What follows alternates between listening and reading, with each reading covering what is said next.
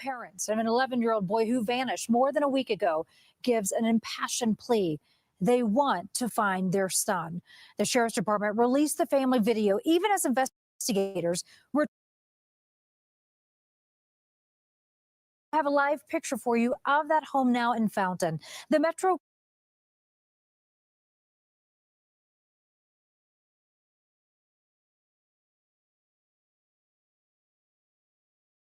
the Stauch home, as has the district attorney. Sean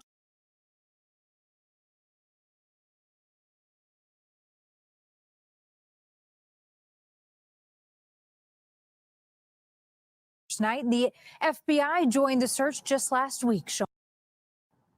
Well, Karen, since then, we have certainly seen quite a few developments.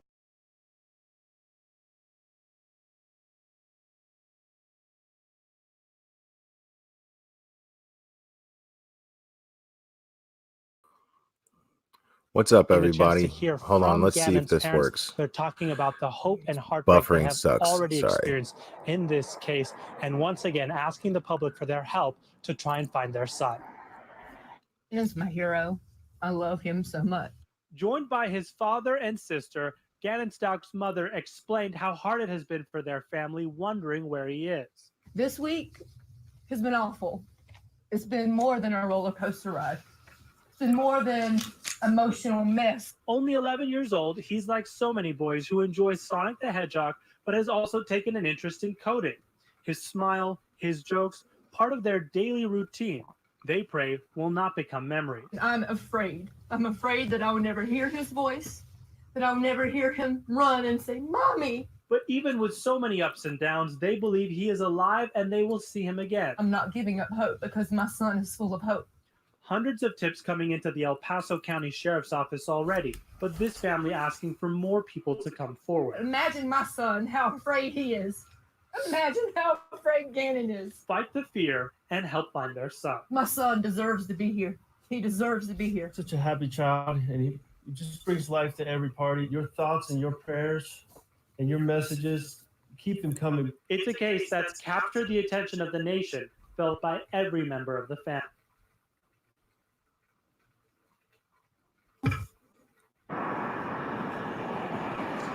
And again, multiple agencies involved in this case, including the FBI. But once again, anyone with information that might help find Gannon asked to contact the El Paso County Sheriff's Office. Reporting live tonight in Denver, Shonchit, Colorado First. Yeah, all right. So what's going on, everybody? Let me say hi to everybody right quick.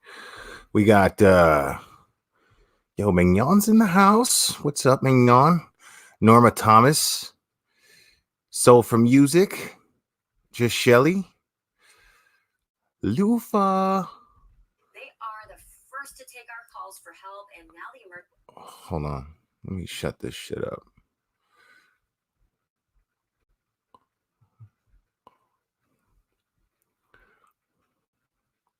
We got Lufa.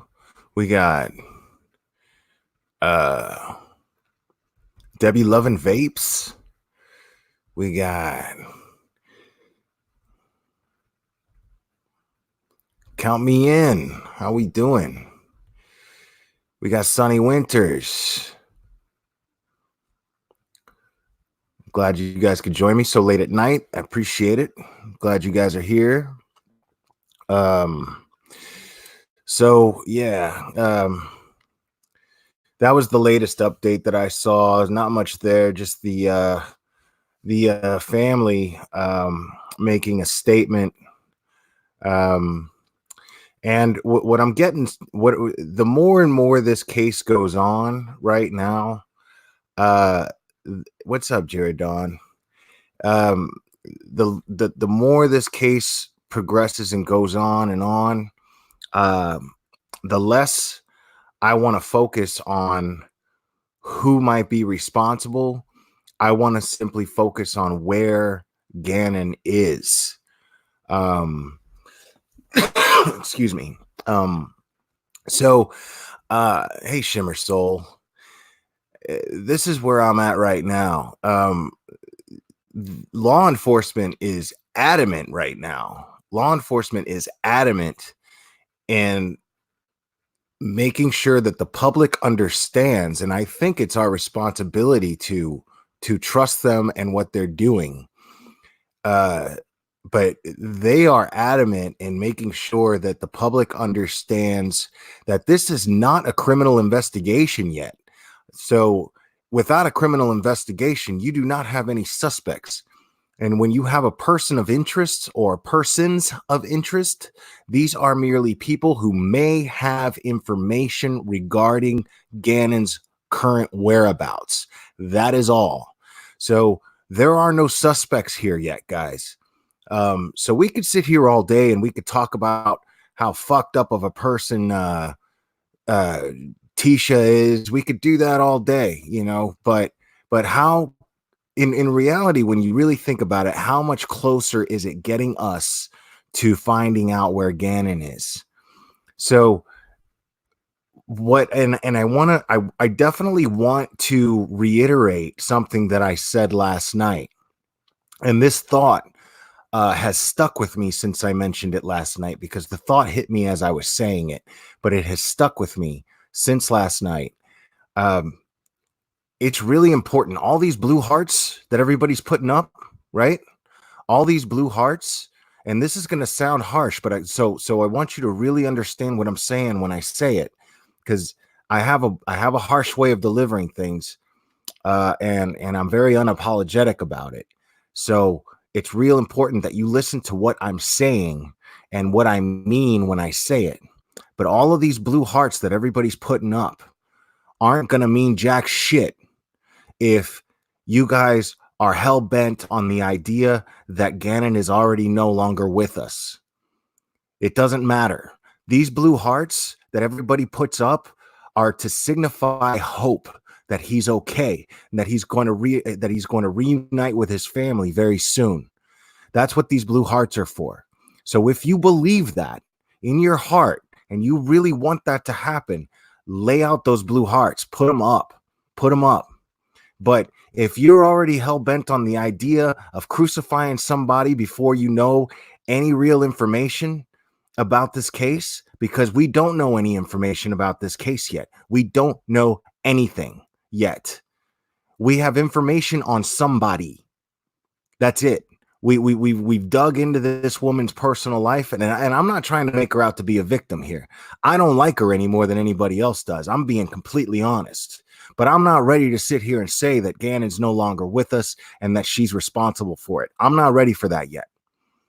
Because if law enforcement is already, if they're doing what if they're going out of their way to let us know, and they're giving us updates, because let's be honest, man, they're being pretty good about that stuff. Law enforcement right now seems to be actually caring about what the public thinks and how and they seem to care about the fact that we care about where Gannon is. And so they've been very, very generous as far as letting us know where they're at without disrupting or sabotaging their own investigation. So I want to be very, very clear about that, guys. And I want us to understand that, because if you already think that Gannon is no longer with us and somebody did something to him, well, then these blue hearts, man, they don't mean shit. They don't mean anything. And I'm not ready. I'm not ready to stop putting up these blue hearts. I got the blue lights at my job going. I'm doing everything that I can to keep hope for this kid. He's a good kid. I mean, he's 11. You know, he's 11 years old, and he's out there somewhere alone, scared. I don't know if he's alone or not, but he's alone in the sense that he doesn't have any family with him that he can trust and that he can count on, because everybody that he can count on is going on TV right now wishing for his safe return and begging for his safe return. That's what they're doing. There's nobody throwing accusations out there. The only people out there throwing any accusations are here on the internet. Us. In these chats. Nobody else. Nobody else is doing this stuff. Law enforcement's not doing it. The press isn't doing it. So we've got to keep this. If we're going to be hopeful, let's be hopeful. Does that make sense? Let's not say we're being hopeful. Let's be hopeful, guys.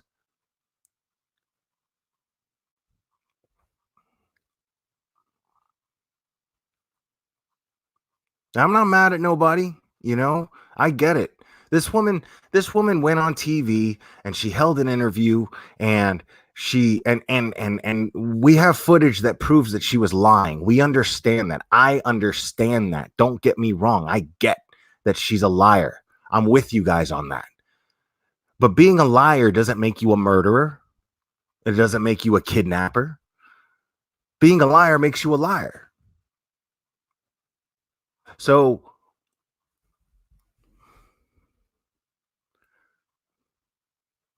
oh my goodness. Okay, thank you, Mandy, Texas Gal. I'm going to do that right now, guys.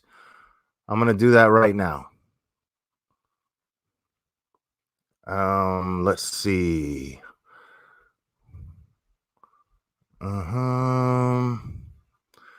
Wait. So wait, Mandy, Texas Gal, you said CBS 4 Denver.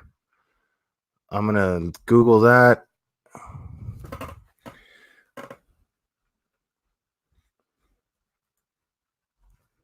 Boom, boom. Let's do that.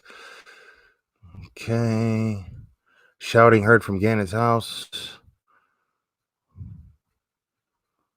Let's see if there's something live happening right now.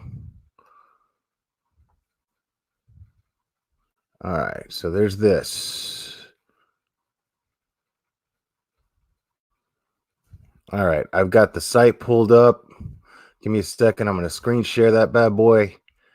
And we are going to figure out what is happening here. Gannon Stauch, only 11 years old, has been missing for more than a week now.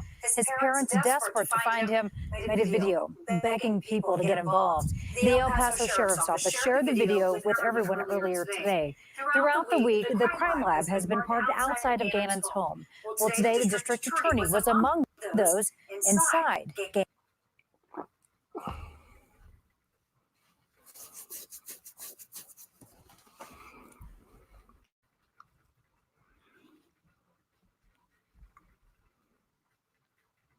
Forfeit is live in the Springs Forest night, spending the day there. And Karen, we don't typically see that, the DA there. No, Karen, and some have raised the question, does that relate to potential charges? But, something's happening behind us right now. The sheriff's office did to step off so you guys could see that. There was some screaming. We're going to get back to you as soon as we figure out what's going on, Karen. It's been more than a week since 11-year-old Gannon Stauch was last seen. While investigators continue their search for evidence, his parents continue their plea to the public. I don't even have answers for my feelings other than I'm afraid. I'm afraid that I will never hear his voice, that I will never hear him run and say, "Mommy." For several days, the Metro Crime Lab has been parked outside of the family's home. That, paired with a visit from the district attorney on Wednesday, is causing a flood of questions from the community and unrest for the family. The kid just doesn't disappear. No one sees him. It's not how this works. So if you have anything that's credible, if you're afraid, don't worry about it. Imagine my son, how afraid he is. Investigators with the El Paso County Sheriff's Office have received more than 200 tips from the public, following up on each one, and will continue to do so until they know what happened to Gannon. I'm not giving up hope because my son is full of hope. Now, Karen and Jim, we just wanted to get back to you live out here. We are in front of Gannon's home right now, and it appears two El Paso County Sheriff's marked cars pulled up down the street from this house. Is this live right Been now? left open for some time since we've been here tonight, and did walk up to the garage and started yelling at someone inside the garage. So we're going to keep monitoring this. We have not seen anyone come out since that yelling happened. There was a flash But we will continue to monitor A this flash. and keep you updated both here and online at cbsdenver.com. All right, Karen, thank you so much for your live reporting for us tonight.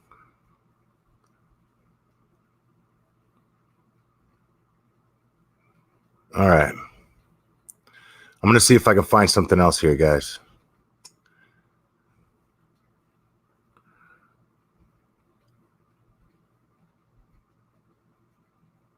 Let's see if we can find something else, all right? I mean, this could be nothing. We don't know.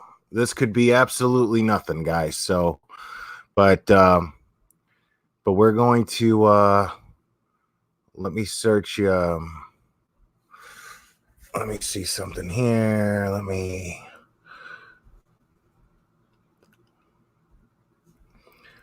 All right.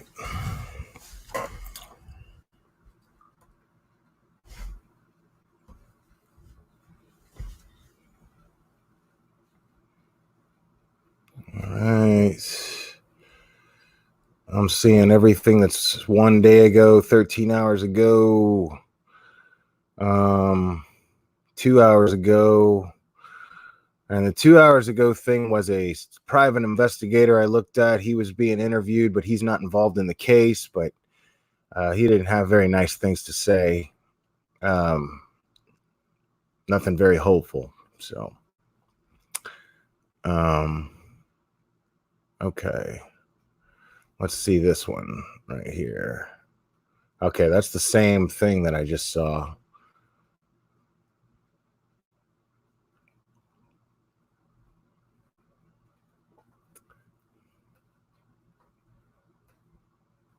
Gannon Stauch, only 11 years old, has been missing for more than a week now. His parents, desperate to find him, made a video begging people to get involved. The El Paso Sheriff's Office shared the video with everyone earlier today. Throughout the week, the crime lab has been parked outside of Gannon's home. All right, we already watched this. The district attorney was among those inside Gannon's home. CBS 4's Karen Morfitt. All right, hold on. I'm trying to, guys, just be patient with me because I'm trying to find anything that I can find. If you guys see anything, hold on.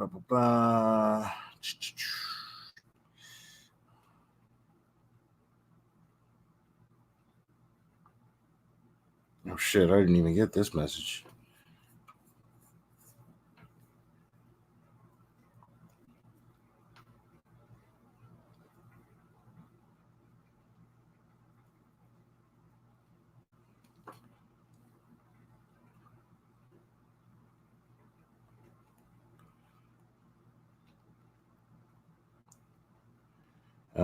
Sorry guys, give me just 1 second here.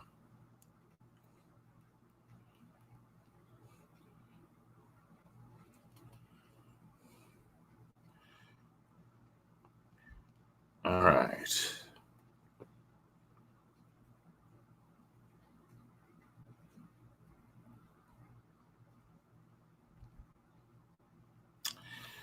Okay, so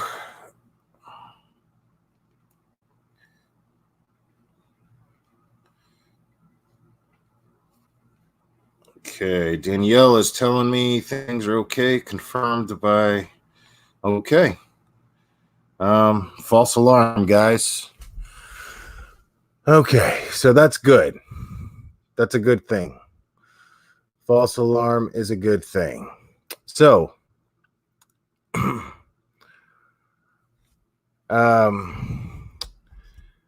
anyways, guys, as I was saying, let's and thank you, Danielle, for that. As I was saying, guys, we need to if we're gonna be hopeful, we need to stay hopeful. Okay, that doesn't mean just saying that we're being hopeful. If you're like me, I'm not exactly religious. I'm not even sure if I would even consider myself spiritual. But I believe in I believe in things. I believe in the power of certain energy, and I don't even know how to explain it. I just know that I apply these things as best as I can, and usually I get positive results when I try to make a conscious effort to apply these things. And I think that if so many people genuinely believe that he's out there and he's okay, and he's going to make it home safely to his family, that's going to be powerful. That's a powerful thing. I believe that happened during the Heidi Broussard case, when that case broke. I remember just staying positive, just putting up praying hands. I just kept doing that. I just kept doing that. And sadly, of course, we know what happened to Heidi, but Margot was safe. Margot was safe and in perfect health, and she made it home to her dad and her brother and her grandparents, and short of Heidi, sadly, that family is back together. And I think that so many of us having so much hope, I have to believe that has a certain power to it. I have to believe that. Otherwise, what the fuck am I doing here? You know what I mean? Well, what are we doing here?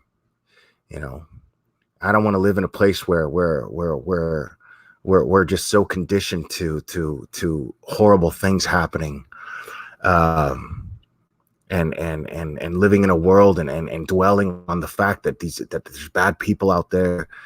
I'd rather focus on the fact that I know I'm a good person.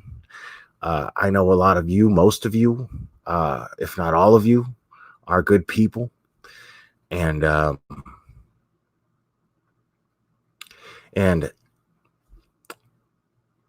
think there's power in numbers, and holding a positive hope for this boy. So I think it's important that we hold on to that hope, regardless of how things look. I know things look bad. I get that. I'm not blind. I'm not stupid. I realize things look bad. I get it. You know, I realize that so many of us are jaded from following cases like this, that there's always this bad outcome. I get all that. But what are we doing this for? If it's not to somehow do something that will help figure out why these things happen, if not stop them from happening. What are we doing this for? What do we have true crime channels for? What are we sitting here trying to figure out? Why are we racking our brains? Why are we all putting our heads together and theorizing and doing all these things if it's not for something great and good, something pure, something beautiful? What's the point? So I'm not doing that, man. I'm just not doing that. I get that we you know, we've got this woman who I don't like her, man. You know, I'm right there with everybody, man. I think she sucks. I think this woman sucks, straight up. Like I don't even know how else to put it. She sucks. I look at her and I'm like, this lady fucking sucks, right? I get it, but so far, what we know for a fact, what we know as far as this case is concerned, is that she went on a television interview and she lied. So she went on TV, she lied. So we know she's a liar. She went on TV and showed very, very little concern for Gannon's safety and safe return. But that doesn't make her a murderer. We don't know what she is, what she's guilty of, or what she's not guilty of, other than what she has shown us and what we saw with our own eyes and heard with our own ears, right? So I'm not ready to just start passing judgment. I'm not ready to just jump to these horrible conclusions, because the thing is the second that you jump to that conclusion, and I said this last night, this is the thought that I was discussing earlier that it's been sticking with me. The second that you jump to that conclusion, you've lost hope for Gannon coming home safely and reuniting with his family. You can't have both. You can't have both. That's not how it works. It's impossible to have both. It's impossible to jump to a conclusion that and accuse somebody of something awful that describes this boy's fate, and yet still be hopeful for his safe return. It doesn't work that way. You have to listen to the facts. You have to trust law enforcement and what they're telling us, because they've been very good about keeping us in the loop. I think they have. But they can't hinder their own investigation. Their priority is to find Gannon, locate this young boy, and reunite him with his family. That is their objective. That is their focus. And they are basically begging us, the public, to trust them that that's what they're doing, and to help them by having hope, and help this family by having hope. So that's the path I'm taking from here on out, guys. You know, you're welcome to join me, and you can do whatever you want. I'm not even judging anybody otherwise. You know what I'm saying? I get it. Like I said, I could see why people feel this way, and I'm not faulting anybody for that.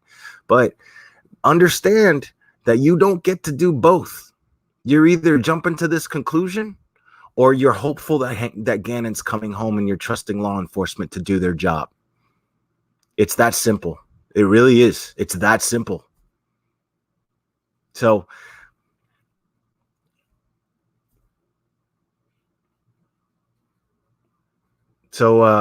yeah. Let's and let's if we're true crime sleuths, right? You know, somebody made a comment to me recently, and I thought they were talking out of their ass, and then I said something to them, and they're like, "Well, that's why you don't do true crime, sweetie," and like blew me a kiss emoji and shit, and I was like, "Fuck you." So, but I happen to know, following cases like this, I like to look back on these things. I like to look back on these things and look back on past cases and look past and remember more than just and look at more than just the negative outcomes that we've seen so many times over and over. We also got to look at the due diligence that the police have shown that they can do, especially in Colorado, by the way. So these police, they're no slouches, man. They're not slouches, dude. They know what they're doing. And if they're telling us that this is not a criminal investigation just yet, and their focus is to find Gannon, then we've got to have hope. We've got to trust them, because they're the professionals. We're not professionals. But also, let's look at the past. Let's look at what they've done. Let's look at what law enforcement looks at. Let's look at the evidence that they normally gather. They normally gather cell phone pings, right? So everybody's got a cell phone. Even Gannon has a cell phone. We don't know where that cell phone is pinged, right? We don't know if they've collected any DNA evidence. We don't know if somebody has an alibi for being somewhere else. We don't know if anybody has if anybody's come forward with useful information as to whereabouts. We don't know what these professionals are doing right now, because it would hinder their investigation. Okay, thank you. Danielle is saying that Gannon's cell phone is at home. So Gannon does not have a cell phone, but we don't know We don't know if they have a GPS. We don't if they have a vehicle that's that they track the GPS on. We don't know any of this stuff in detail. All we know is that they're looking for Gannon. We don't even know the exact area that they're looking for him in. So you got to have faith, man. This is where we're at.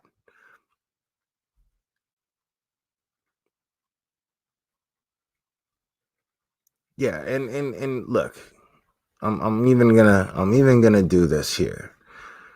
Cassie's saying that T isn't a great person. I think she knows something, but today was the first time I believed that what the real mom said when she spoke about Gannon feeling. I believed her. You know, I, I definitely believe the mom. You know, I definitely believe Landon. I have no reason not to believe Landon. I absolutely have no reason whatsoever not to believe Landon.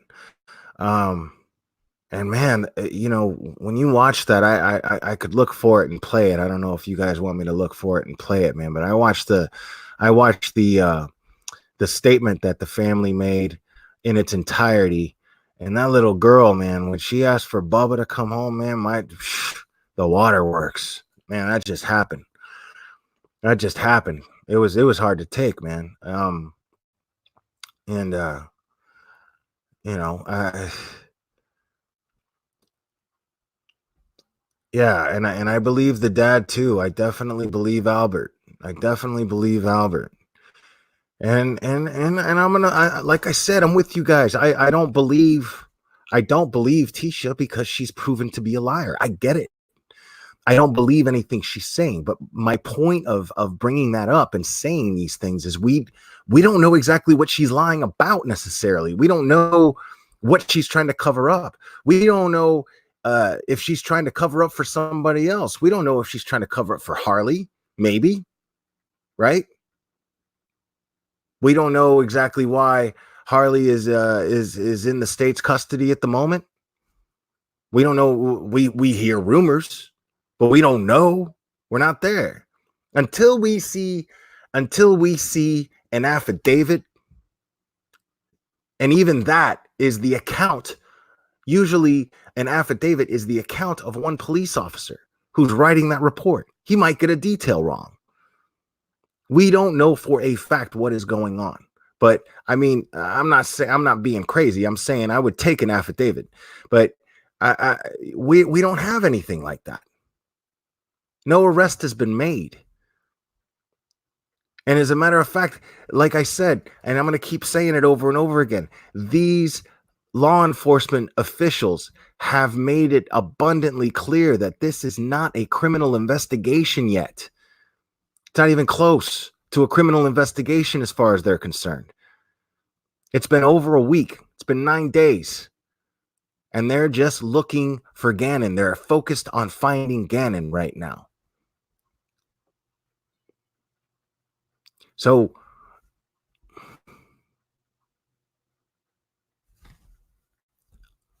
I love that, Robbie Wyatt. I love that. Everyone thought Jamie Kloss and Elizabeth Smart were murdered and they came home. So there is always hope. There is always hope, guys. There is always hope. So I'm asking everybody here, if you're genuinely hopeful for this boy, if you're genuinely hopeful for this young boy, put up those blue hearts and mean it. Put up those blue hearts and mean it. Don't just put them up because it's a nice thing to do. Put them up and fucking mean it.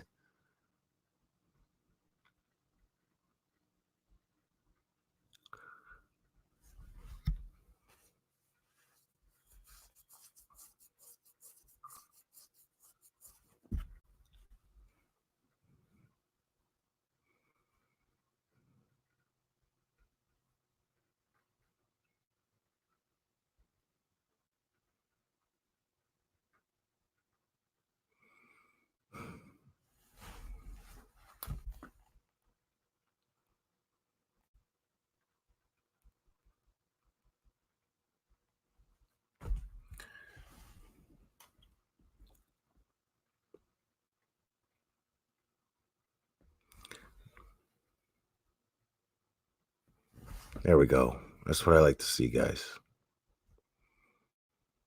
That's what I like to see.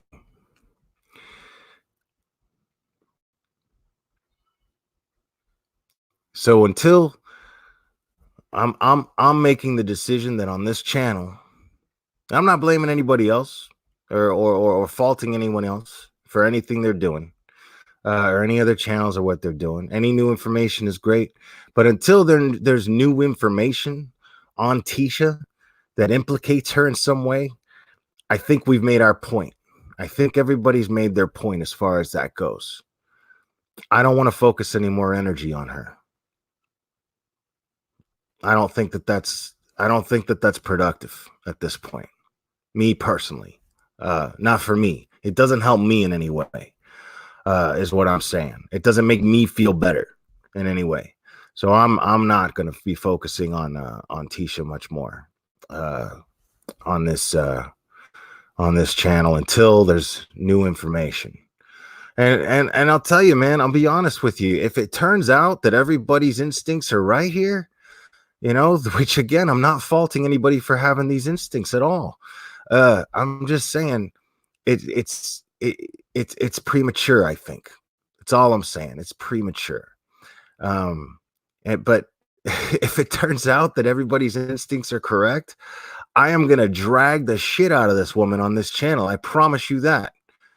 I'm gonna drag the hell out of her on here, and I'm gonna have a ball doing it, guaranteed.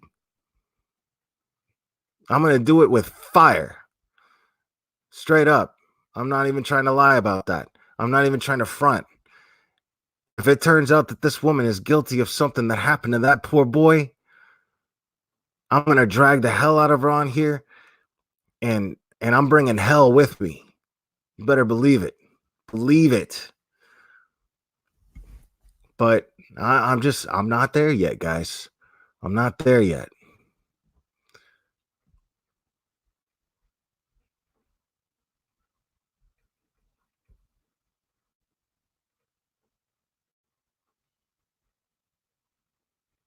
Right.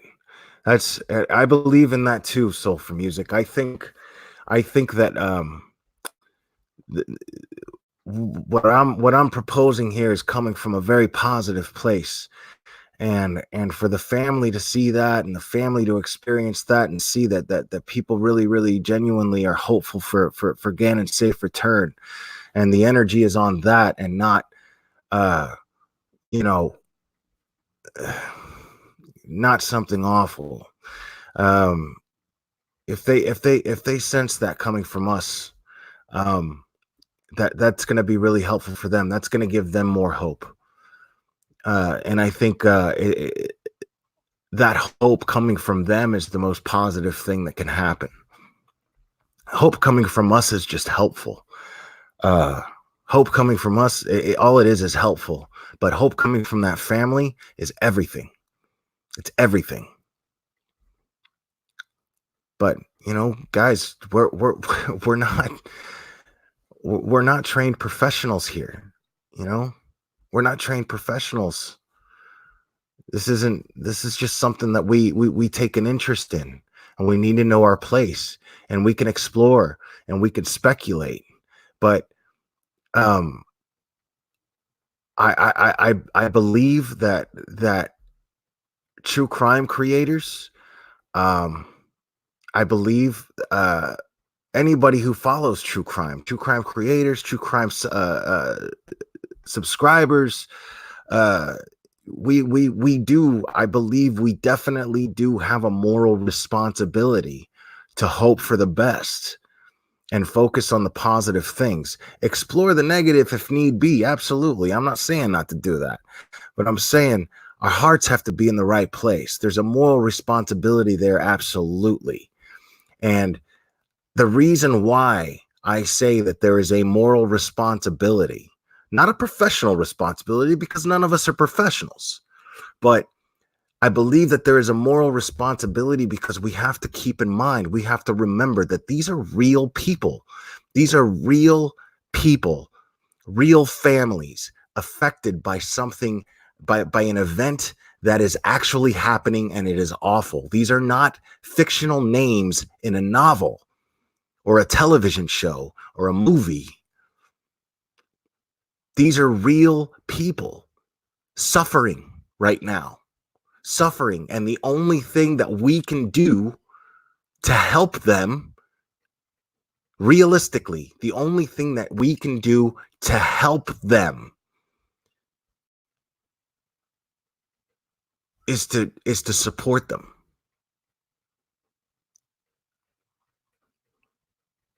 So I'm not saying that that it's not okay to explore facts and explore and theorize and speculate. I'm not saying that that's wrong to do. I'm saying that that's fine as long as your heart is genuinely in a place that is to bring closure and peace to this family.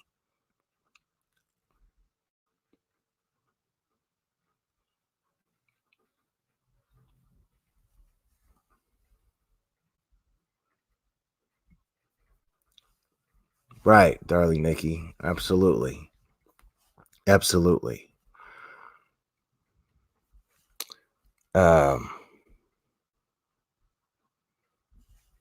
Thank you, Janelle King.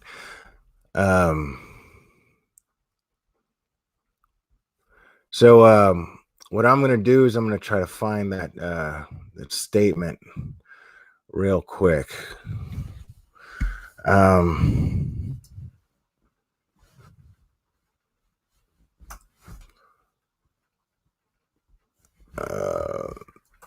The statement in its entirety.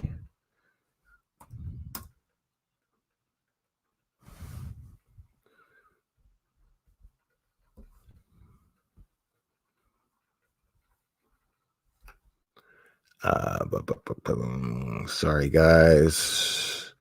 I hate looking for stuff while I'm live with you guys. Like I said, I'm not a professional here, so all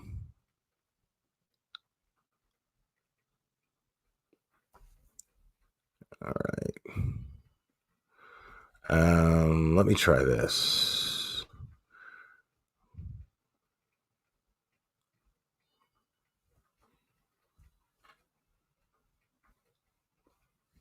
I'm gonna try to find it on YouTube here.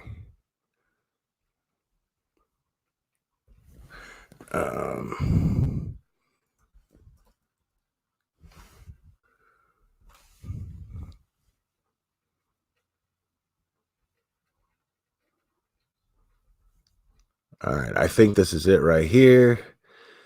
All right, yep, this is it. All right, let me go ahead and do this. How do I describe my G-Man, my Gannon? Gannon's my hero. I love him so much. He's not only my hero, he has multiple people that call him his hero as well.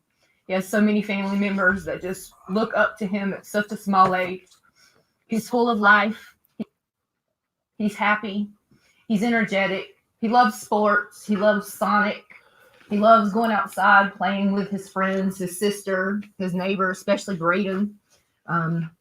This neighborhood basically gives you a true example of who my son is. Everybody coming together, all the smiles that people have. This is why I have hope, because I feel it. This is Gannon truly speaking to our community.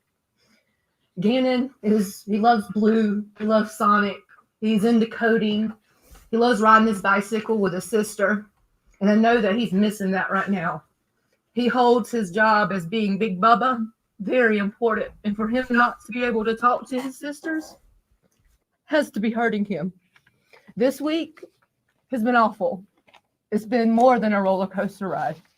It's been more than emotional mess.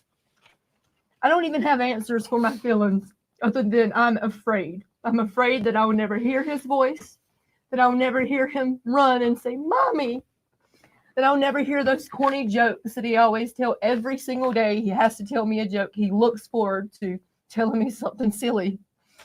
And I'm afraid that I may never see that again or hear it. I don't want to believe that, because that means that I'm giving up hope, and I'm not giving up hope because my son is full of hope. So I'm urging anyone that has any leads, credible leads, if you're too afraid because you know something, a kid just doesn't disappear and no one sees him. It's not how this works. So if you have anything that's credible, if you're afraid, don't worry about it. Imagine my son, how afraid he is. Imagine how afraid Gannon is. So please call, please write. If you need to have someone else to do it for you, please do. Because my son deserves to be here. He deserves to be here. Please call the El Paso Sheriff's County and let them know. And I thank you guys, the community, for what you've done. Because this is Gannon. This is who he is. And I thank you guys so much. When Gannon was born, he weighed only 1 pound and 6 ounces, and even today, he's still our miracle child. He still is, and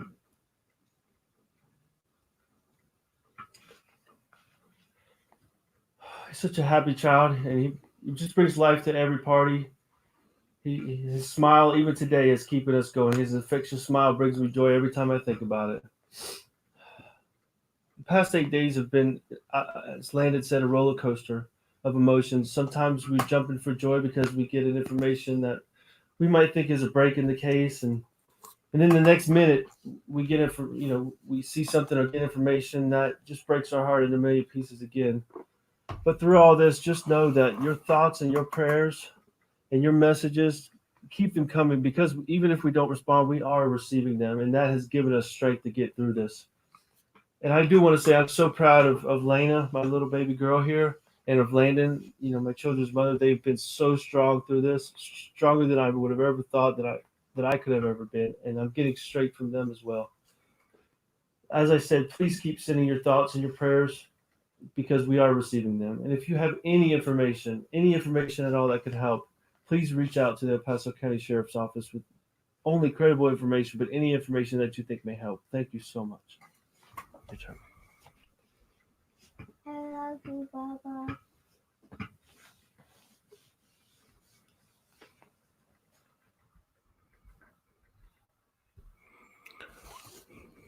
Yo, that is the saddest thing ever, dude.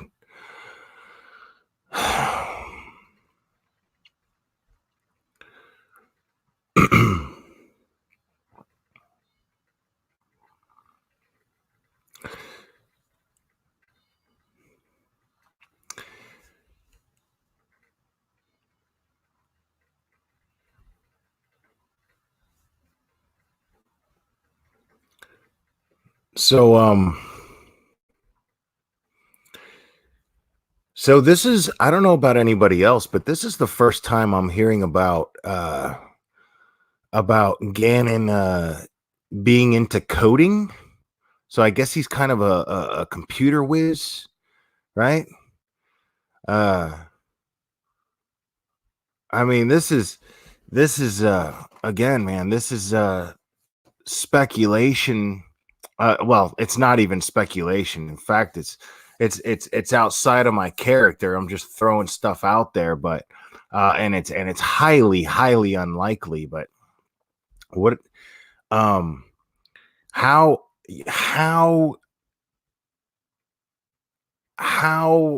much was Gannon into doing coding? Like what was he doing on a computer? So all kids are doing coding now, so it's nothing to really think too deeply about. You're saying, Sarah McConnell? I know my son, man. My son is when he was 11, he was jailbreaking kids' phones for money. Little hustler. He was, yeah. My son was, yeah. He's still doing it. He's still doing that. It's yeah. Okay, so he's like, but it's funny because like the video games that they're mentioning that he's into, right? I find pretty funny because he's into stuff that I was into when I was a kid. They're talking about he was into Mario and Sonic. I mean, that's stuff that was around when I was a kid. Like is that stuff coming back? I mean, I know they made a Sonic movie that I have absolutely no interest in watching, but I think it's yeah. I mean, what 11-year-old is into Sonic, dude? You know? I mean, so the video games that this kid's into, they don't seem like the kind of video games that that kids that an 11-year-old kid would generally be into. But I mean, dude, I'm old, man. I'm out of the loop. I don't know what kids are into nowadays, man. Sonic was fun. Yeah, Sonic was a blast. It was a fun game to play. But I mean, they're making a movie, and the only even remotely appealing thing about the movie to me is the fact that Jim Carrey is in it, playing the whatever the dude's name is. The I don't know. I don't even know. But I played that game so long ago. But I remember even when I was a kid and they made the Super Mario movie, I was like, what are they making a movie about that for? Like, how lame is that? So I doubt that the kids are even into the idea that they're making a Sonic movie. You know what I'm saying? Because even when I was a kid and they made a Mario movie, I was all into Super Mario Brothers. But I was like, why are they making a movie? That's ridiculous. It definitely sounds stupid, Mommy for the win. Absolutely.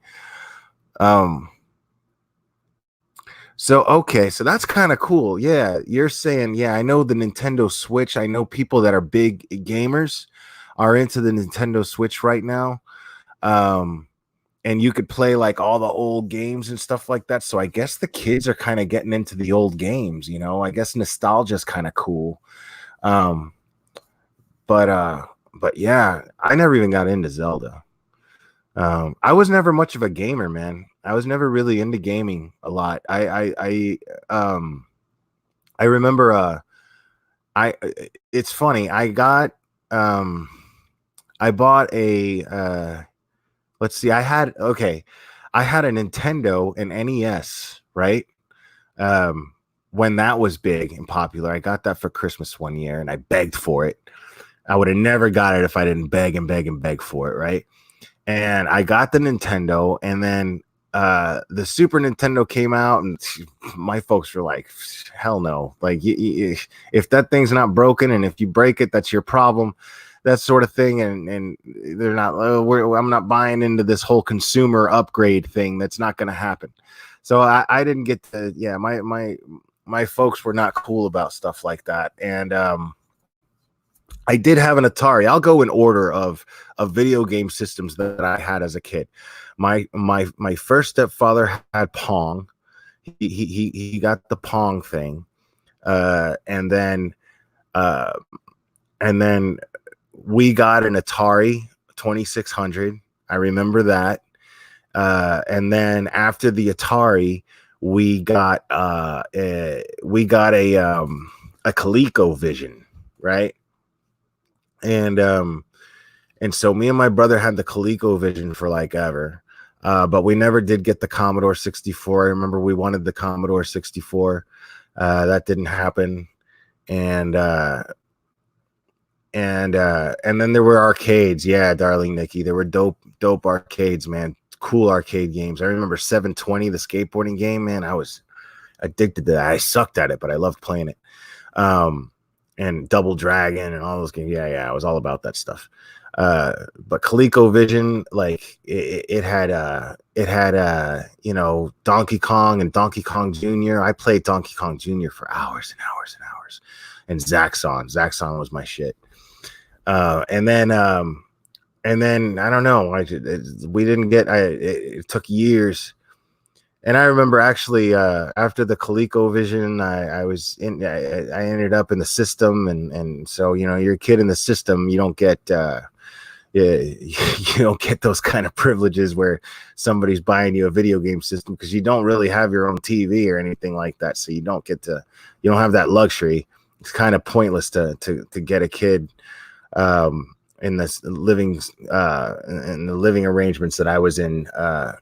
something like that, a video game system, a home video game system. And then I remember actually in the children's center that I lived in, the NES first came out. That was like 87, right? 86 or 87, and it first came out, and my teacher bought one and kept it there, and you know, whoever got to finish all their work first got to go in there and play it, which is super cool. So that was my first introduction to that. And then later on, I ended up in a foster home, and then I ended up back at home with my mom, and then I was able to play. And then I begged for the NES, and then I got an NES. And then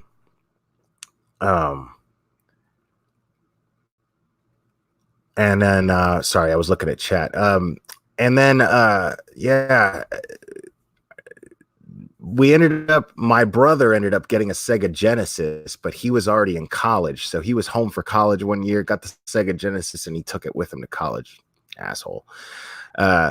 But I would have probably ended up breaking it or something anyway. But that was it. And then years and years and years later, when I was already an adult and on my own, and I already had kids, I remember my son, my son, you know, was living with his mom, and so I got the idea to get us both PS2s. I bought 2 PS2s, and I sent him one. And the idea, the whole online gaming was just starting out, but we could never figure out how to actually do it. But the point of me buying a PS2 for both him and myself was so that we could play video games online together, and we could spend time together, because he lived on the other side of the country and I never got to see him or hang out with him. So the idea was to have something for us to spend time together doing. And but that never worked out. But so I just had a PS2, he had a PS2. And then later on, I bought him a PS3 and sent it to him for one Christmas. And then when he came to live with me and I got custody of him, I ended up getting us a PS4. And so I have a PS4 now. But I barely ever play the thing. So big culture shock. I went from a PS2 to a PS4, and a PS2, I only played certain games, man. I used to love this shooting game, this first person shooter game called Black. It was really cool. And then I remember just for some reason, from the PS2 to the PS4, graphics, and I mean, it got crazy. When I bought the PS4,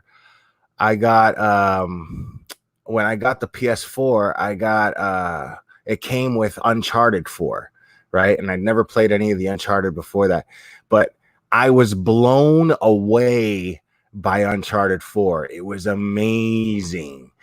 And I mean, I'm being dragged, like my character is being dragged on the ground, holding onto a chain, and being dragged by a Jeep full speed, and I'm trying to shoot people that are trying to kill me. It was amazing. And I was like, oh my God, this is the craziest shit I've ever seen in my life. And I played a few other games, but never really got really into it. In PS2, I played Grand Theft Auto a lot. I loved Vice City. I played that a lot, and I played some Tony Hawk games. But I never really got into it, man. Like, I get bored with video games really quick. Like, they get too hard, and I'm just like, fuck this. Let me find something else to watch on TV. And I just never got into it. I was never much of a gamer. So, but yeah, man. I mean,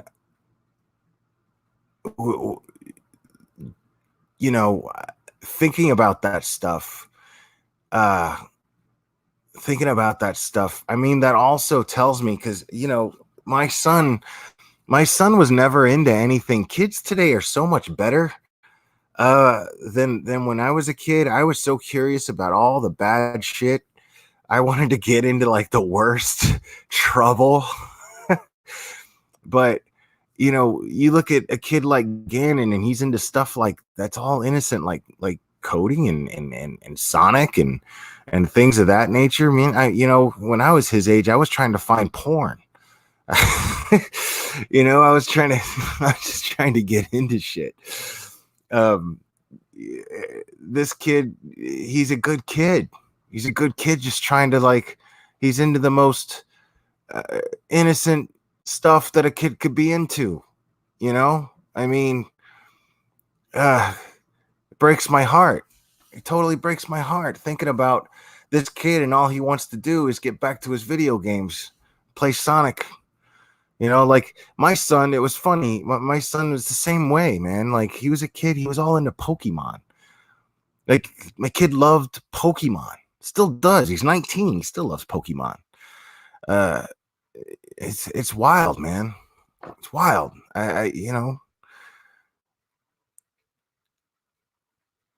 What's up, Fox Love? Yeah. So I think about stuff like that, and all I can think about is I just want this kid to get home, man. I want this kid to get home. I want him to get back to his video games. I want him to get back to school. I want to make sure this kid's getting his medication. I want to make sure that he's, I hope that he's with somebody who's taking care of him, making sure he's all right. We don't have to sit here and think about the worst things that could possibly be happening to this boy. We could sit there and think about the best possible scenario that he might be in right now. Maybe there was somebody else, somebody who obviously it's kidnapping, but maybe they just wanted to take him in. Maybe they just wanted to give him a home. Maybe they felt like he wasn't being taken care of properly, because his dad is away all the time, and because Tecia is whatever and doing whatever. Maybe he's just in a place where somebody feels like, hey, I've connected with this kid, and I want to make sure he's all right. And maybe he's getting to play some video games, and maybe he's getting to eat some good food. Maybe he's doing good things.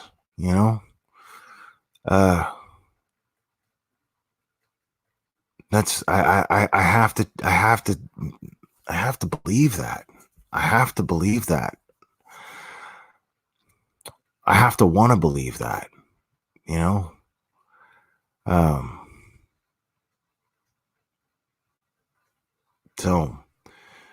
So yeah,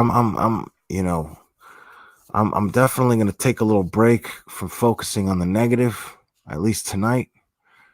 And it's crazy. You guys got to know, man, this is coming from a real sincere place, because I'll tell you a little bit about the night I had tonight. So I got home from work. It's almost 2 a.m. here. I got home from work just after 12. And it's kind of busy. It's been raining nonstop since yesterday. Just constantly raining, and I don't know about you guys, but when it's raining like that, man, I get real bummed out. I have a lot of trouble getting in a good mindset. That's when I know I have to exercise. If I don't exercise, I'm not going to feel good about my day. I'm not going to feel good about anything. And I just had to exercise. And so, unfortunately, like an asshole, last night, I decided at 4 a.m. to start watching a TV show, which I'm going to watch as soon as I finish here. I can't wait to watch the next episode. I don't know if any of you guys got HBO. I don't have HBO. I watch it on a site, but But I don't know if you guys can access it, but there's an HBO show called The Outsider with Jason Bateman. I don't remember the other actor's name, but every time I see him in something, he's great.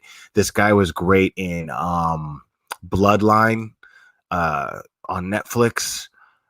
Real good actor, and I watched the first episode and I am blown away by it so far. I cannot wait for you. Everybody who's into true crime, this is fictional and it's based on a Stephen King novel, and there's 5 episodes, but I'm telling you guys, for you guys, you true crime junkies, this is, this is nice because it's fictional, but they really focus on, they break it down, they focus on this police investigation and this murder that takes place, and the acting is superb.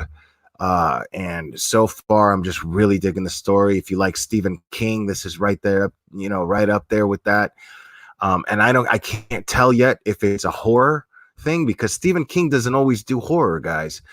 Keep that in mind. Stephen King also, he writes short stories from time to time, and they're not necessarily horror. Stephen King, let's keep in mind, Stand By Me is based on a Stephen King short story. That's not a horror thing. Shawshank Redemption is also Stephen King. The Green Mile is also Stephen King. So keep in mind this stuff. This stuff is, if you're watching Stephen King, it doesn't necessarily have to be horror. Now, I can't tell if this is horror yet or not. I don't know if that's the case. But and Dolores Claiborne also. I'm glad you mentioned Maine there, Kelly girl. Dolores Claiborne is not horror, but that was also Stephen King. So he's an excellent storyteller, and so far I'm getting, it's 1 episode and I am hooked. But anyway, getting back to what I was talking about, the first, I watched this thing at 4 a.m. I didn't get to bed till after 5, and then I just overslept. And I meant to get to the gym on time, and I got to work out a little bit, but not long enough, not really long enough to be able to get my head into the game of my shift at work, as I normally like to do, which is a very, very important process for me. And so of course the day was challenging, and so I normally take my break around 9 o'clock, right? So 8:30, I do the cash outs where I count down the registers and I do everything that I'm supposed to do, and make it to where the rest of the night's going to be nice and smooth when I come back from my break. And on my break, I work out as well. So I work out twice a day, if I can help it, but it's a regular thing. It's more often than not that I don't, that I work out twice a day. And so I was all excited about going to work out, and then as soon as I finish this cash out, somebody tells me that, and I was listening to, and on top of that, I was listening to Danielle's live and Real Massacre Talk, and this case is it's gonna put you in a bad mood just hearing about it, and it was just and I thought something else had happened with the case, but it turned out that wasn't the case. It was just misinformation, and which was not Danielle's fault in any way, shape, or form. That's not what I'm talking about. I'm just saying, like, I thought there was going to be some sort of closure here, and there wasn't. But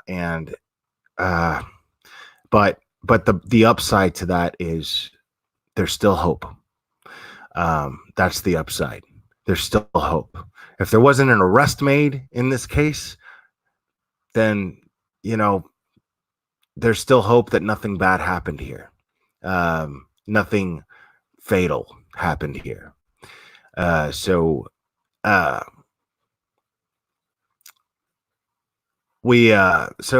I listen to that. I do my cash out. Do whatever I got to do, and then I'm about to go on break, and then my coworker's like, "Hey, man, there's a boulder in the middle of the entrance." And I'm like, what do you mean there's a boulder? What does that mean? and that's what he meant. There's a fucking boulder. Apparently a semi truck hit this rock, this big ass rock that we have on the side of the entrance to the parking lot, and it hits the rock and takes off. A semi truck, right? And the size of this thing, it had to put damage to this truck. It had to have. There's no other way. This size of this thing, because it was too big. 5 of us. There's like 5 of us, if we tried, couldn't move this boulder. You just look at it and go, okay, nah, that's not going anywhere. And so it's pouring rain. I'm supposed to go on my break and work out, but instead I got to stand out there, get wet, and take caution tape and wrap this boulder around with caution tape so that cars see it and they don't hit the thing and then try to sue us. And then that doesn't turn out to be good enough. My GM calls me up, and then, or I called my GM up and tell him about it. And then he's like, yeah, he's like, I just talked to the president of the company, and you got to get out there and you got to build a barrier so that nobody can enter. And I'm like, well, the one way that I could have built the barrier is this post. There's these 2 yellow posts on either side of the entrance, but this dickhead in the truck knocked the post down as he was knocking the boulder into the middle of the thing. So right now there's a boulder in the middle of the entrance to my job. So I had to stand out there, and I had to take a bucket. I had to take a kettle weight and then create this barrier that probably is not going to stand all night. I don't know. So I got soaking wet, and I had to walk around the rest of the night with soaking wet socks and shoes, which sucks. And and this channel is I try to be I try to be positive, man. I try to be as positive as I can. So here I am in the rain, and I'm just sitting there making this conscious effort to have gratitude that it was me that was there to be able to help resolve the situation rather than somebody there who doesn't care. So I was just trying to think of that and think, this is a good thing. This is a good thing that at least it's me that gets to do this, and gets to take responsibility for making sure that people don't hit this thing and they stay safe, and that the company I work for doesn't get some sort of litigation against them on top of that. So I managed to muster up that gratitude, and then it made dealing with that a lot easier. And then, but I did end up getting to work out and everything. And I came home and I made some bacon and eggs because I was starving. And then I came and went live, and was talking to you guys. And I think things happen for a reason. I really do. I hate the cliche. I hate that cliche, but things do happen for a reason, because I don't think that if the chain of events that took place today didn't happen the way that they did, I wouldn't have been in the mindset to sit here and tell you guys how I feel about this case and the direction that I think us as a community and as a and as a just the public, the attitude we should have towards it, the mindset that we should have. I think it's important that we try to stay positive here. And that we trust law enforcement to do their due diligence and do their jobs. They are the professionals. We got to remember, we're not professionals here, guys. We're just people that don't want these kind of things to happen to one of our kids. We're just people that are trying to do our best. And try to understand why these things happen. So,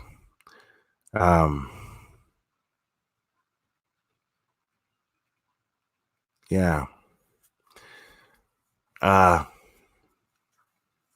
So yeah, guys. Anyways, I think I'm gonna call it, guys. Everybody in the chat seems to have quieted down. And I appreciate you, Carrie, in the chat there, Fox 5 Love. I appreciate that. But I don't know if the chat just kind of died out or what's going on. But anyways, yeah, I'm gonna go ahead and end the broadcast. And I really appreciate everybody being so positive and being understanding to my perspective here and the way that I want to take an approach from here on out. But you guys are great. I love you guys a lot, and we'll do this again soon. Okay, guys? Hey, thank you for joining me, Debbie Loves Vapes. I appreciate it. Yeah. So everybody in the chat that joined and participated in the chat, I really appreciate you. This is why I do this. You know, I do this for you guys. Well, I mean, I do this for me because of you guys. I do this for this interaction with you guys, and I love it, and I'm really grateful for it. So thank you guys for subscribing and for liking. I really appreciate it. All right, guys, have a great night. You hear all that rain? That damn rain that just won't stop. Ugh. Absolutely. Somebody always does have it worse.